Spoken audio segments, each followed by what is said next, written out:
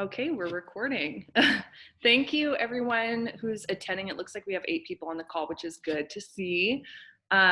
We would have hosted this marketing fundamentals workshop as our first one here in our small business development center in Cle Elum, which is attached to our Catalyst co-working space.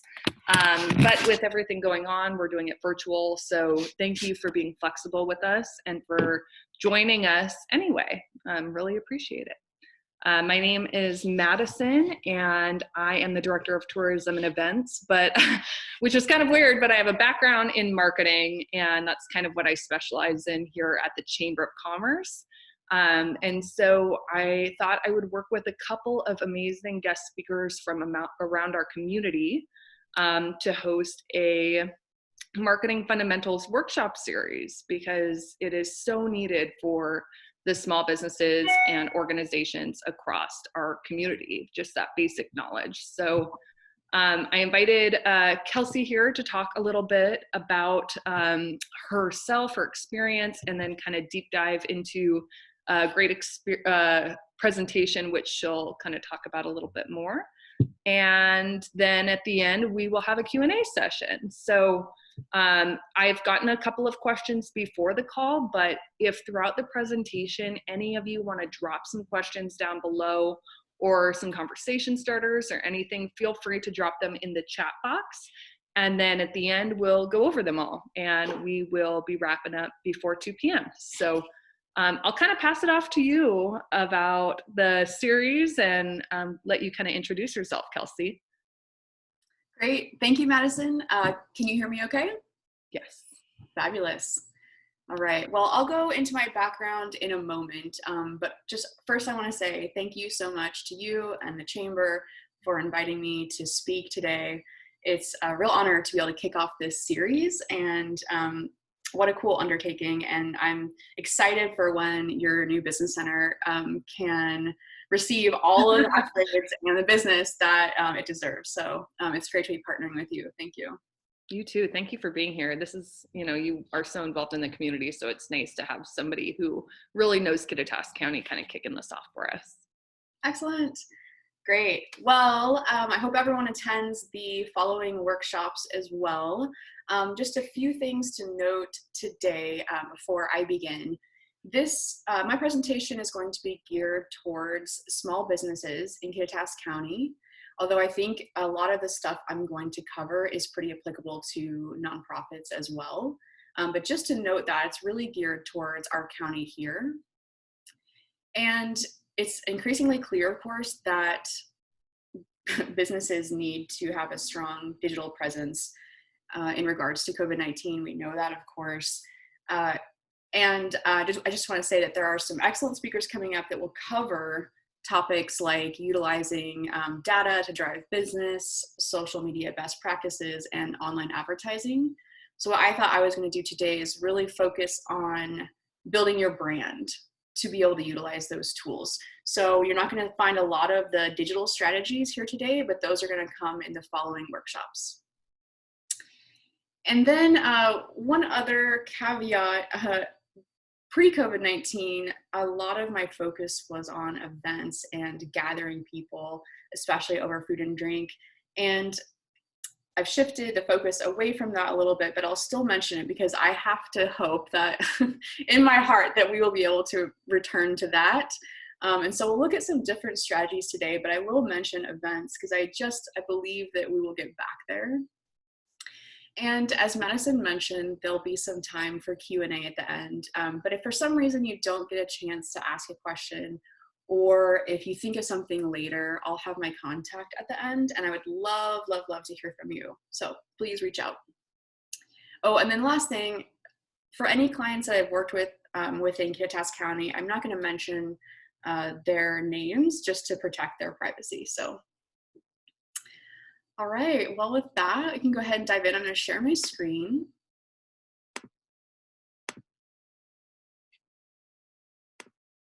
Okay. All right, Madison, can you see that? Absolutely, yeah, looks good. Fabulous. All right. Okay, so here we are, marketing fundamentals. So a little bit on me, my background.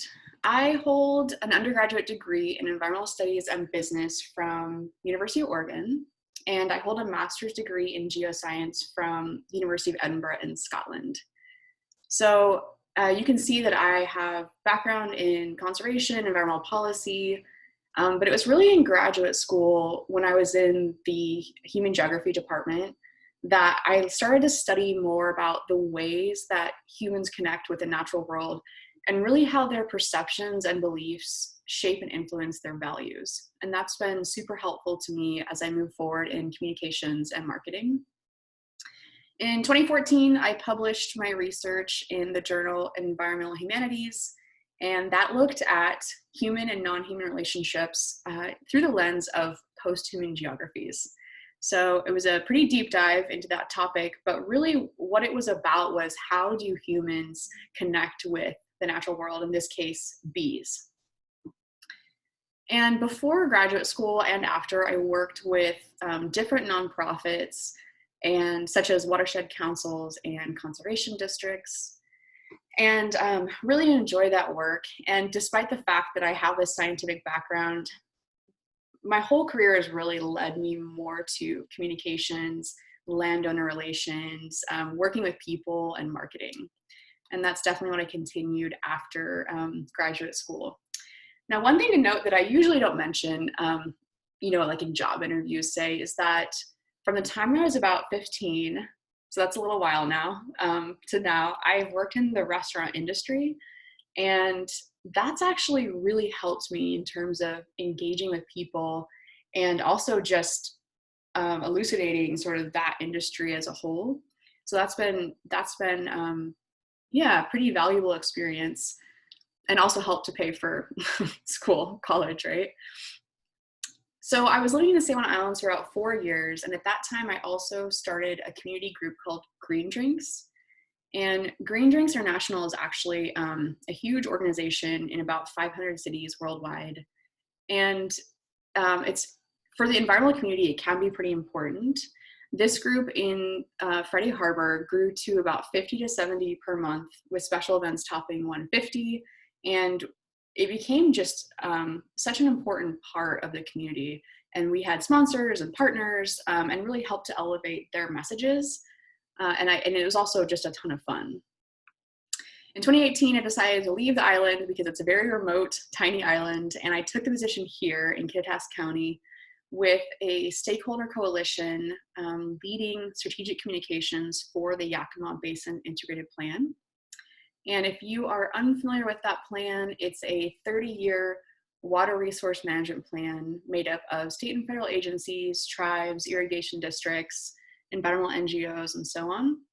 And this is to help manage the very valuable resource of water for fish, families, farms, and forests, we say. I'm sure all of you are aware, ton of hay is grown here in Kittitas County. Down in Yakima, they grow 80% of the nation's hops, apples, cherries, pears, right? Wine grapes. So very important key agricultural area. But historically, this area also hosted some of the most abundant fish runs. And so those diminished over time due to agriculture and development.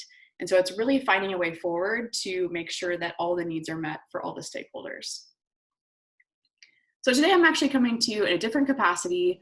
Last year I started my own little LLC to help small businesses and organizations, primarily in the food and farm sector, with efforts in public relations and marketing. And I really wanted to take that background in the restaurant industry and my studies with environment, policy, conservation, and then my love for people and the community, and I wanted to bring it all together. So that is what the goal of my business is. Some of my clients, collaborators, and groups I'm a part of, I've worked with WSU Food Systems, San Juan County, WSU Extension, Terra Cognita, Tilth, Dark Moon, and Gallery One here in Ellensburg, and then started the Green Drinks in Freddie Harbor, and I also started a Green Drinks in Yakima, which I still sit on the steering committee for. And I'm also the president of Toastmasters. And Madison, if you'll allow me a shameless plug for Toastmasters. Such a great group. It's a really valuable resource here in the community that I don't think is utilized as much as it could be. And we are still meeting every week over Zoom. So check out our Facebook page if you're interested. It's definitely more than public speaking.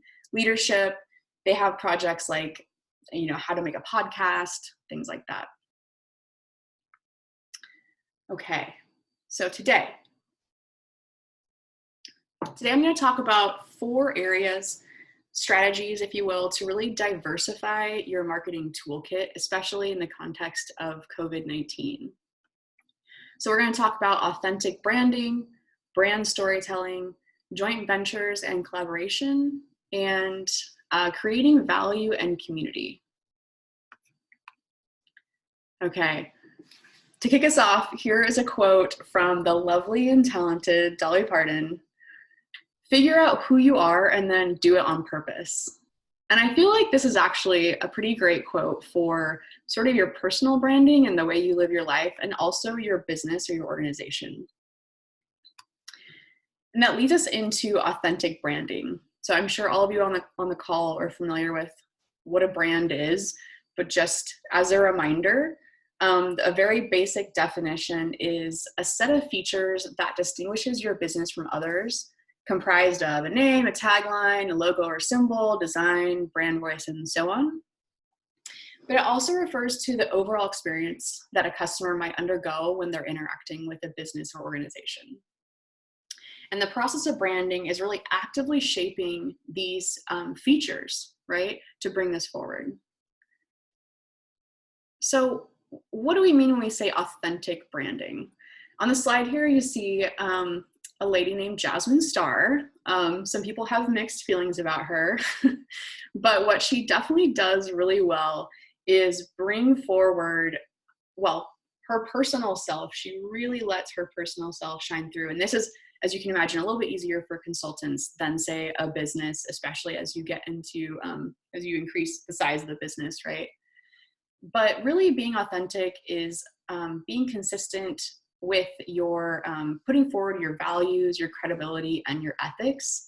And we're finding, at least in part due to the millennial market, that this is tied to customer trust and loyalty. So one recommendation for working in this space is really going through the process of identifying what your core values are, even if it might feel a little bit abstract. So I'll give you an example. I had a client that wanted to create a really vibrant space. They had a tap room, they were serving beer, wine, and cider, and they had space for musicians. And so I'm trying to get to what are the core values that they want to put forward. So they say, we want it to be fun, we want people to gather, we want to be profitable, right? And we want to have music. Okay.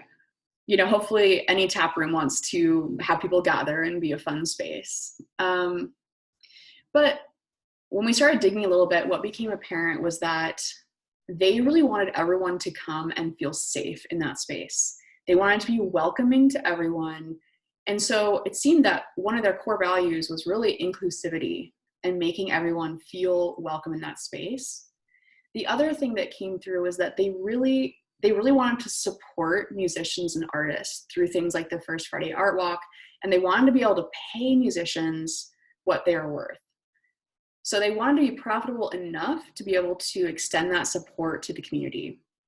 And I feel like that was what helped to really inform the messaging that we were going to put out on their communication channels. So another strategy in authentic branding, which is something that Jasmine Star is fabulous at, and by the way, she has quite a few free resources on her site. That's another reason I posted her up there. So she's really good at sort of letting people know about her flaws when she messes up, admitting that she doesn't have it all figured out. She's very open about that sort of stuff, which is, a certain kind of strategy, but people are really responding to that authenticity these days. The other thing it can illuminate for people is that you're really committed to progress, to making progress, making positive changes, and you're self-aware, right? One area that we're seeing this come up a lot these days, you can probably guess, is around the Black Lives Matter movement. And I'll just preface this next part by saying I'm aware of some of the nuance that exists in Kittitas County. And I'm just going to show you, this is one thing that people are acknowledging right now in time. So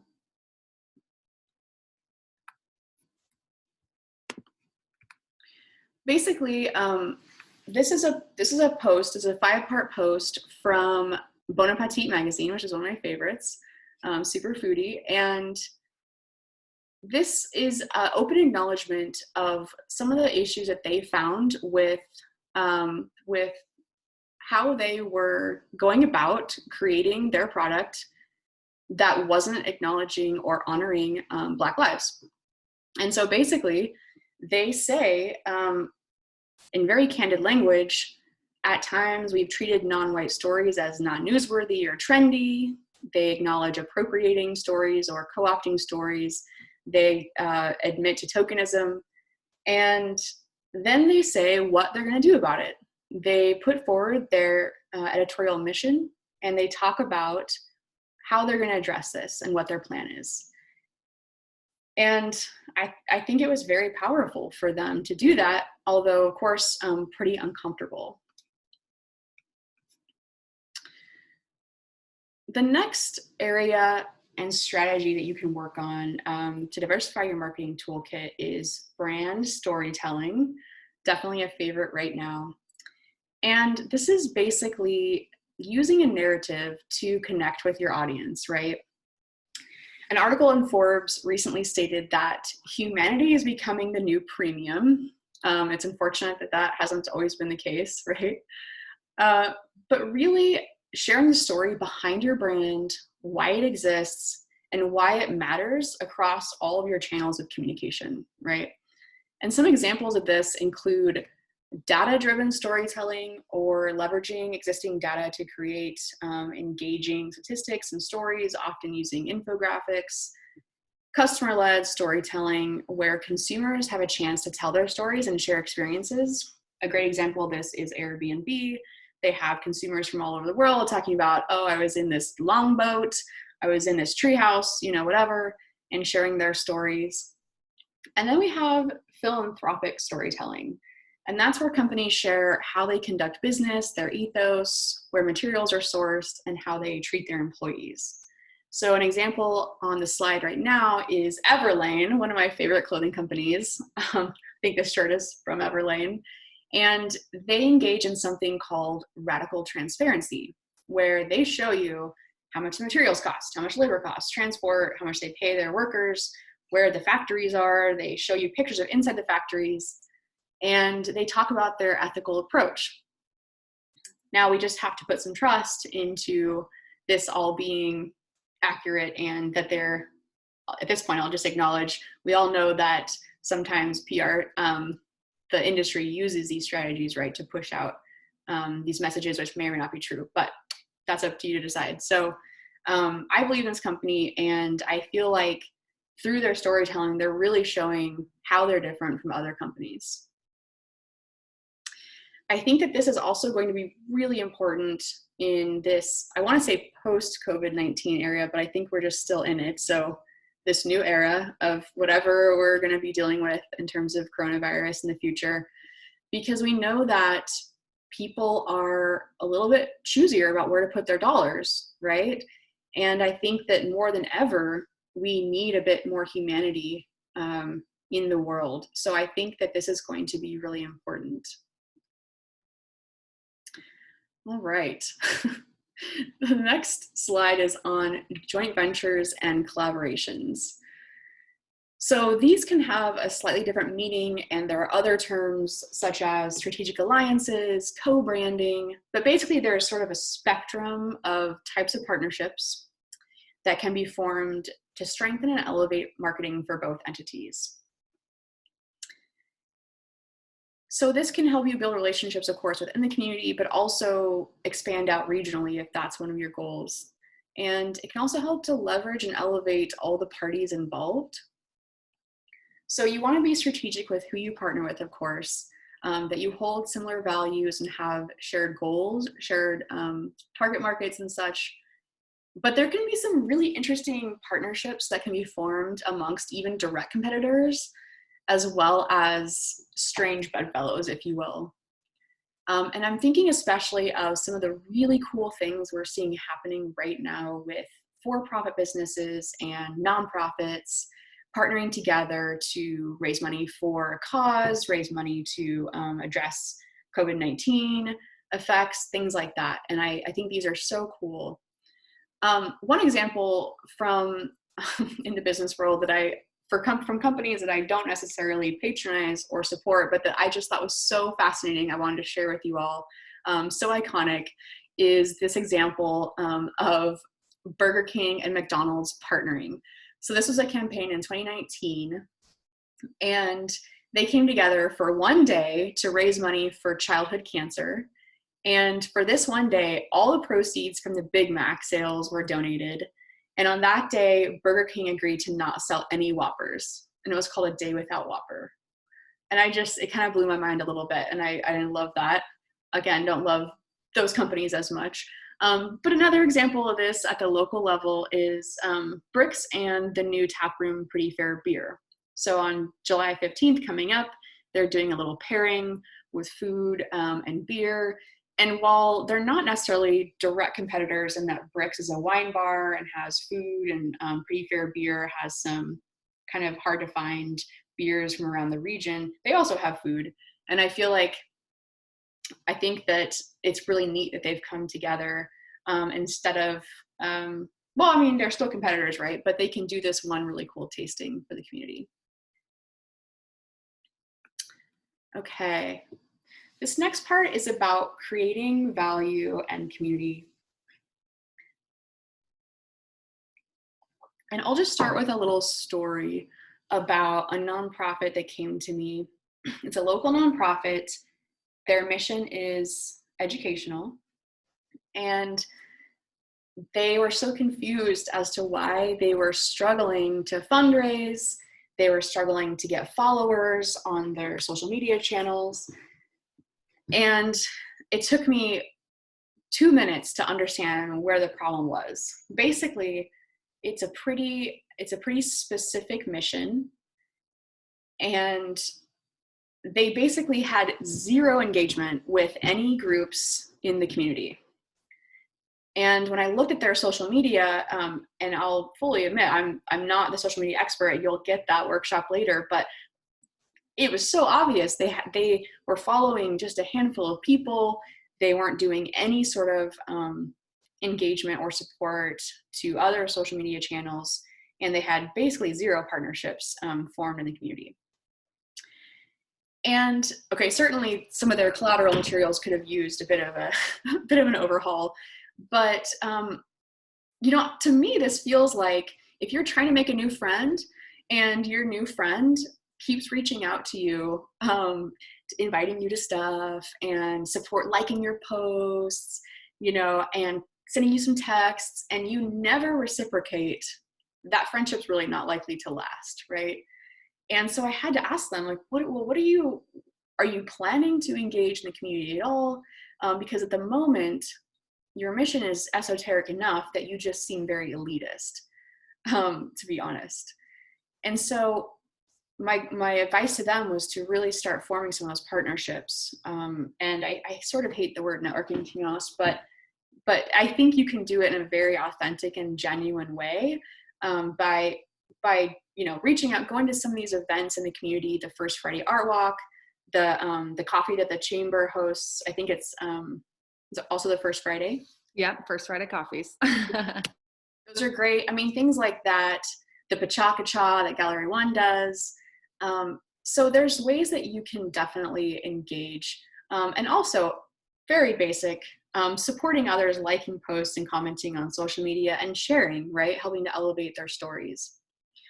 The other piece of this is creating value. So they actually had a really cool mission, educational premise, but they weren't giving anyone anything except for invitations to their events. And that's great.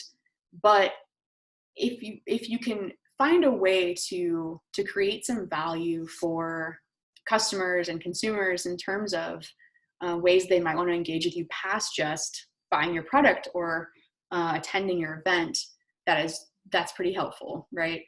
So one great example that I find, TNC, the Nature Conservancy, does a great job of this. They offered kind of a workshop series similar to what the Chamber is doing, actually, on different things. So birding, I think they had plant ID, and one was introduction to snakes of Eastern Washington. Super helpful, great information, and it's local to our area, right, and free. Another thing they do to create engagement is the TNOA photo contest, and that, as you can imagine, is engaging people that love photography, love the area, the TNOA community forest, and also I think there's a prize, right? So they're really creating some value for those folks.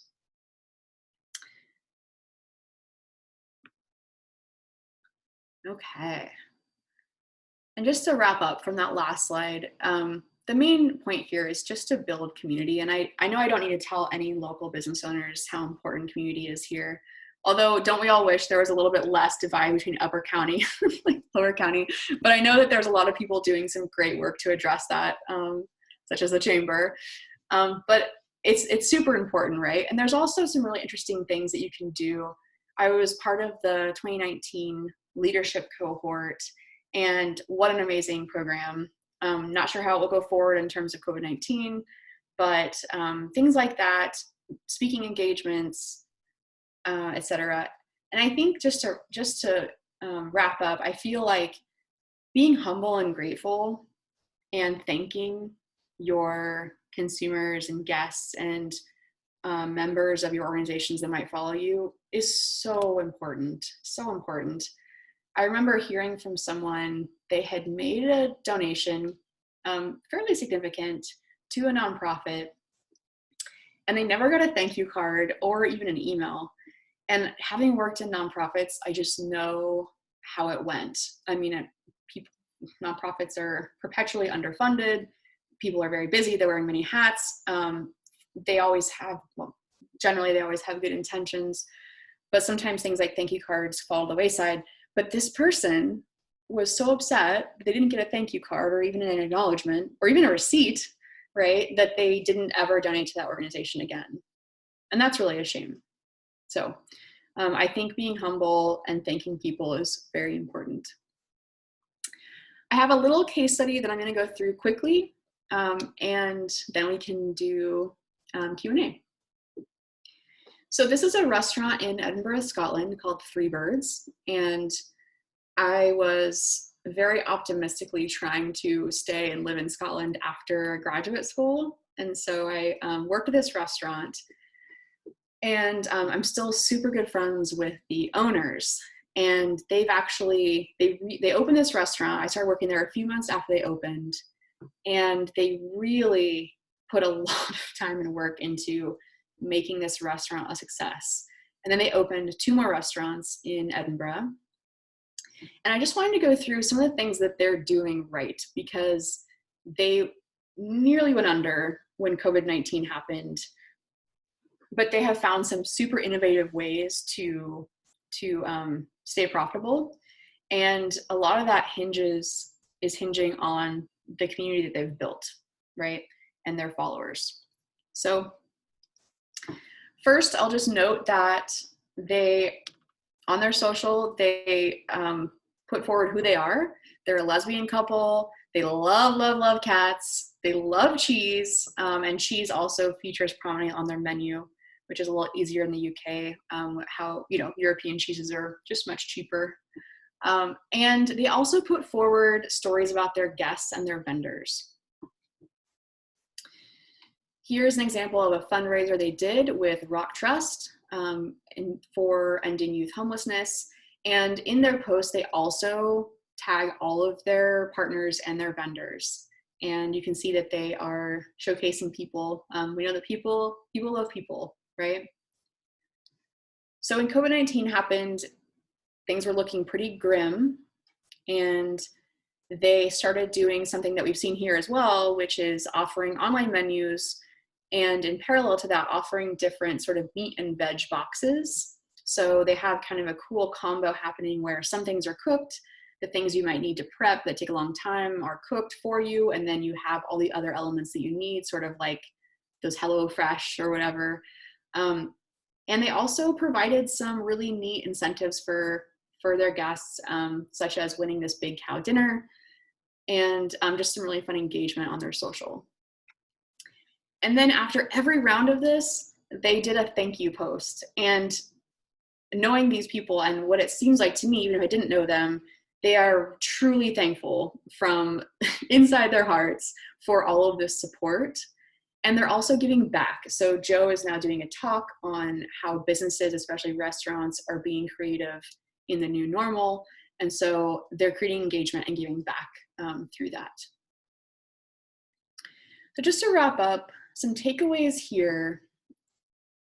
The first one, well, actually, if you listen to NPR's Life Kit, I love their takeaways at the end. So that's inspired by Life Kit. So the first takeaway is do the deep work to understand your company's core values and bring those forward. Be as authentic as you possibly can in your messaging. The second takeaway is humanity is in.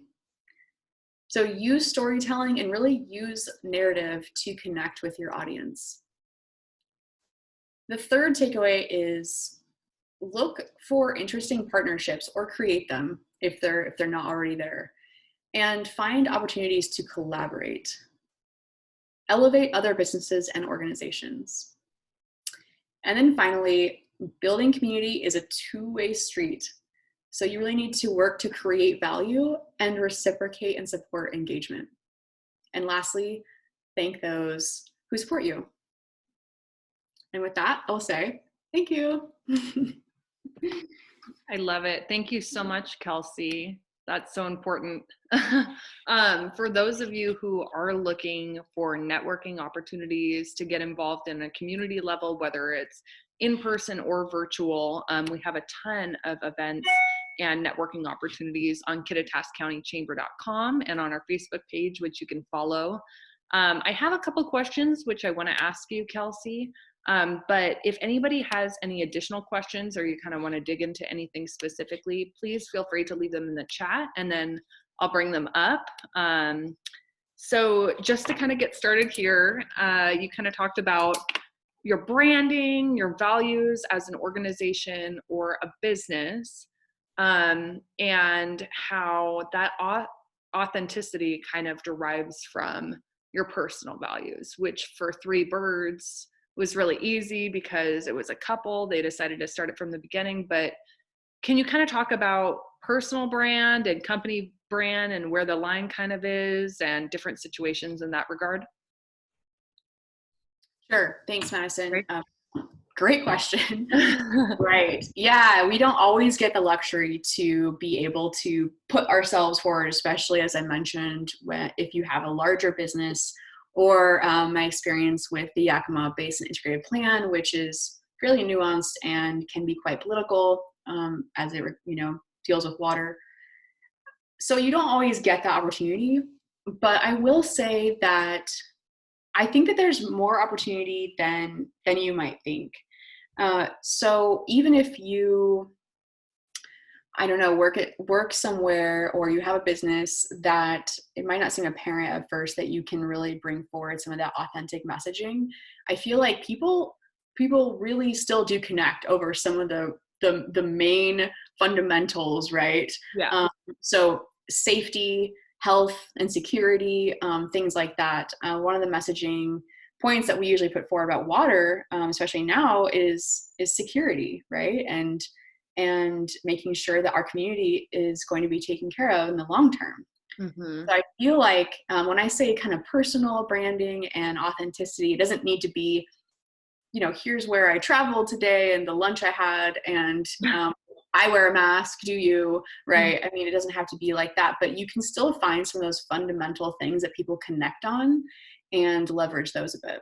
Yeah, and maybe it's, you work at a lumber company, and it's kind of not as soft, it's kind of just, it is what it is, it's lumber. But, if you can find a shared value between you that kind of, and your consumers that kind of relates to that product, you can start small, and that messaging can be on your social media, which is obvious, your website and your email, how you interact with people. It kind of seeps into every little crevice of communication. Definitely. I think lumber is a great example. Something that I would be interested to look into for this hypothetical business would be, Yeah.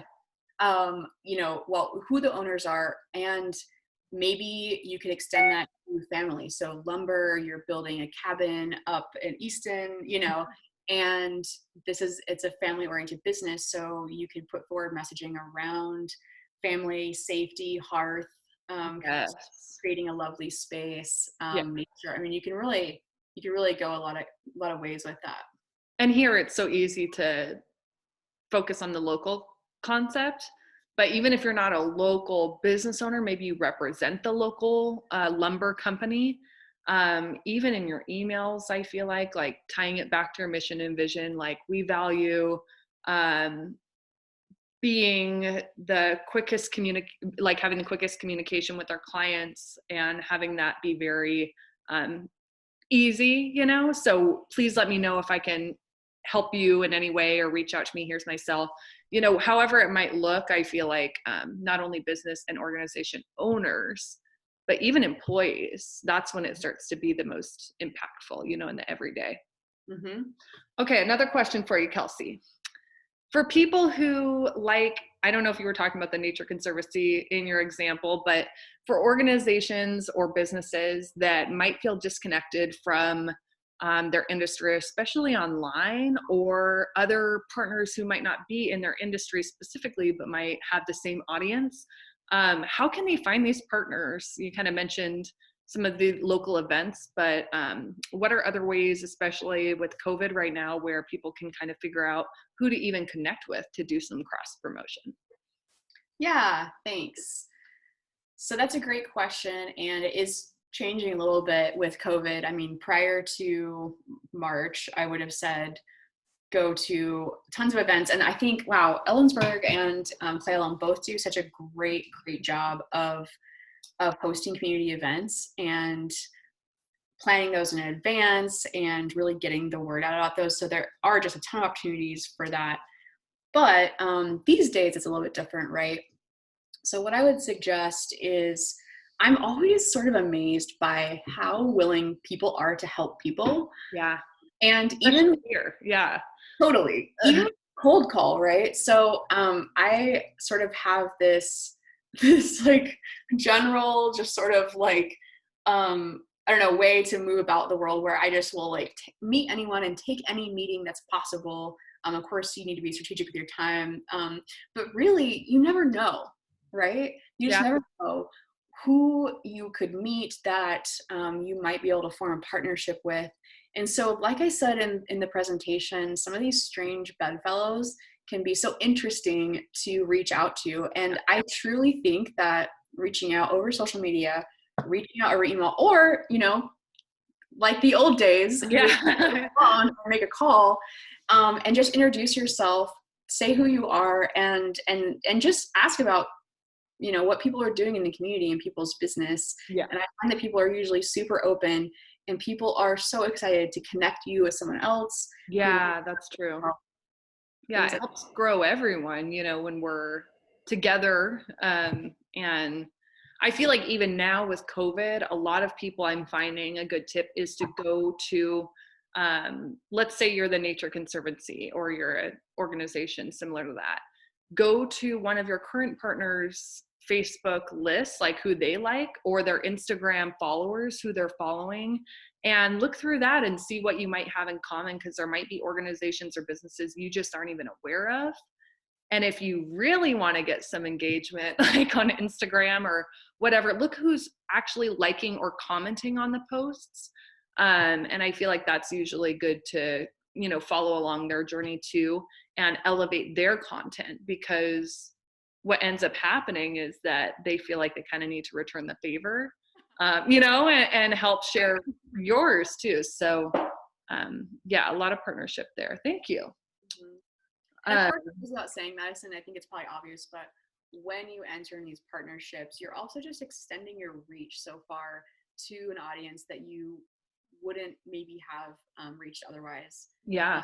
So you can really, it's not pure altruism, of course, right? It's that you can really sort of expand your message out there to audiences you wouldn't have otherwise. Absolutely. Yeah. So important. And yeah, I guess that kind of goes into my last question. I was going to ask about, when we need things shared, especially as a business right now, like social media is a big thing. We tag people, we hope that they share it. We ask our friends and family to share it. But when it comes around to other organizations asking us or other businesses, it might not be as important that we get to it right away because it's not our information, So from that perspective, how do you be a good partner? How do you be a good cross promoter to help other organizations that might be able to elevate your messaging down the road as well? Yeah, great, thanks. Well, I think this comes back to with a lot of things, building a personal relationship, right? So, well, surely we can all understand that things are busy and a little bit crazy right now. And so just because someone is not helping to share, elevate your post, doesn't necessarily mean that they don't want to, but things are just kind of insane, right? And so I think it's really useful to have worked on and built some of those personal relationships. So for example, if we were working together on something and we were doing a project and we had some things to put forth out to the social media universe, I really believe just making a phone call and chatting, and also asking about ways that you can help the other organizations and businesses, and really being there as a partner to being willing to put forward their messaging as well and elevate. But I think it really does also come down to, even in the social media space, some of those relationships that you've built. Absolutely. Yeah. Or putting each other's logos on your posters or whatever it may look like. It's the small things, but they might have a completely different audience that would love to know what you're up to. And so I find that, running a few different social campaigns, that really helps with following and engagement and getting new faces onto our brands as well. So thank you. Amazing. I think that's all the questions I have. Unless you guys, it looks like we still have 11 people on the call. If any of you guys have any questions, feel free to drop them. But I will save this recording and send it along to our membership director, Gemma. She'll be able to send it out and we'll get it posted on our website and hopefully social media as well. And if you guys are interested in joining us for next week's call, it's actually with Google. We're a Google partner, so it's on reading data, looking at Google Analytics, more of the technical side of marketing, and that's at 1 p.m. It's free. You can find it on KittitasCountyChamber.com. And then the following Friday will be our marketing fundamentals with Genesis Marketing, who I work with for our destination marketing campaigns. They're amazing, and they're going to talk about each specific social media platform and how to utilize it specifically for that audience. So thank you so much again, Kelsey. You've been amazing. Thank you so much for your wisdom. Any closing words or Dolly Parton quotes? We could look at those all day, right? There's a question in the chat box, and I would love to answer it because I really appreciate the question. The question is from Kathy Johnson, and she said that she's aware that when I became president of Toastmasters, membership increased dramatically, and what did I do to increase the membership? Thank you so much for the question. And I hate that we can't see each other, or I hate that we can't be in the same room together right now, because I would love to see your face, all of your faces. So Toastmasters is very near and dear to my heart. It's a group of people I care a lot about, but I also really care about the mission. And one of the things that I did when I became president was to go forward with a public marketing campaign that really acknowledged how terrifying it can be to speak in public. Like, people say that they would rather give birth or chop off a limb than speak in public.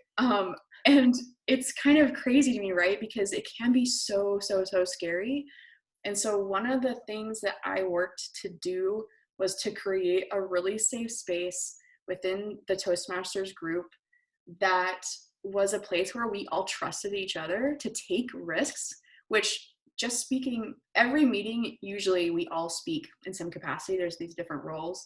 And so every meeting, you're really putting yourself out there to this group.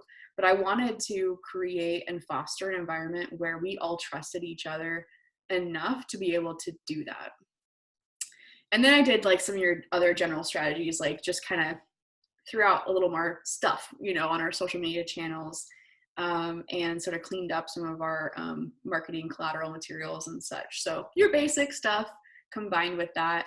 And again, I don't mean to, you know, hammer it home again, but being authentic. So I don't know if you guys can tell, but I'm like kind of a silly person. Like, I love being around people, and I love some of this nerdy stuff, and just, I feel like that really comes through. So again, I love my Toastmasters group, and I really appreciate the question. Thank you, Kathy. So before we let you go, yeah, Laura says this has been a great meeting. Thank you so much. Thank you for everyone who's joined. If people want to find you, where can they find you, Kelsey, or Toastmasters? Yeah, thanks. Toastmasters is on the, I think the handle is ebergtm. You can just search Ellensburg Toastmasters. And I'll just share my screen one more time with my contact info. Can you see that? Mm-hmm. Yep. Great. So again, I would love to hear from you, even just to meet you and chat about you. If you don't have any questions to ask, that's fine. And I'd love to hear about your businesses and your organizations. So yeah, thank you so much, guys. This has been so fun. It has been. Thanks so much for joining us, everyone. Again, for more information on these webinars, please visit kittitascountychamber.com. And thank you again, Kelsey. Yay.